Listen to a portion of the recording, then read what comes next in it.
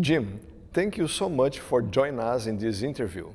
I know that you have a passion for Jesus, and I'd like to hear your story. How and when did you come to Jesus Christ? Tell us. Thank you for asking, Sergio. I remember as a kid growing up, we were raised Catholic, and we go to church very sporadically, maybe on Easter and Christmas, and then my mother and father turned Seventh-day Adventist when I was a teenager. Yeah, so when I was a teenager, my father was baptized into the Seventh-day Adventist Church after going through a no-smoking clinic with a Seventh-day Adventist physician. And so my parents sent us to a boarding academy when I was 15 years old.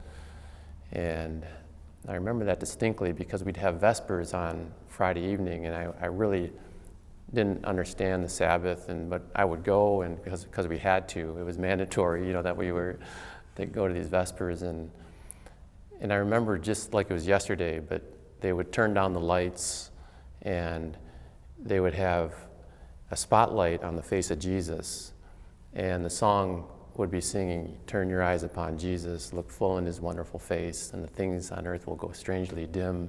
I'll save you from singing, but that's, and as a 15-year-old, I don't know, that had an impact on me. I just remember thinking, because frankly, I always thought I was different growing up, because I was always in for the underdog, and I always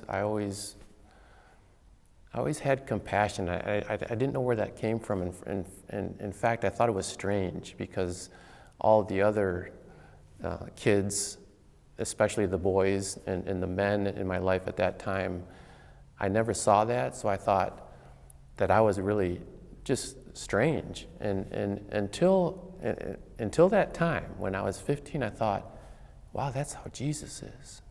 He's full of compassion, and he's full of love, and so then I realized at that time that, wow, that might be coming from him, and it's hard to put into words, but at that age, as a sophomore in high school, I started to get to know who Jesus was, because it was never personal for me.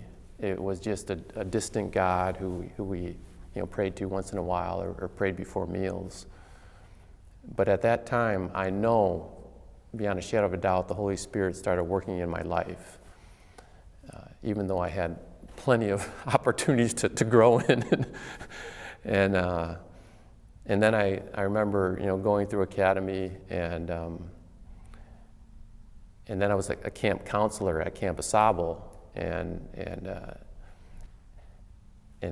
being a counselor and having kids in your cabin, it was stressful, and it was challenging. I was 17 years old and 18 years old, and trying to take care of these kids, it was an overwhelming responsibility, but that every evening they would play a song also about Jesus and about the closeness of him. And so music, even though I'm not musically talented, music drew me into the love of Jesus when I was a young man,